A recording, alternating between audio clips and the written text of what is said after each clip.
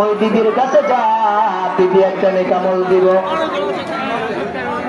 ওই সময় বান্দা বলবে আল্লাহ, বিবির কাছে গেছিলাম, বিবিও চেনে না, আর বলে তার নাকি বিয়ে হয় না। তারপরে আল্লাহ রাব্বুল আলামিন বলবেন, তাহলে ছেলে মেয়ের কাছে যা, ছেলে মেয়ে তোমার নেকামল দিব। বান্দা তখন চোখের পানি ছেড়ে ছেড়ে কান্না করে বলবে, ওগো আল্লাহ, ছেলে মেয়ের সাথে সাক্ষাৎ হয়েছিল, ছেলে মেয়ে আমারে দেখা পালাইয়া গেছে। ইয়াউমা ইয়াফিরুল মারউ মিন আখিহি ওয়া উম্মিহি ওয়া আবিহি ওয়া সাহিবাতিহি ওয়া বানিহি।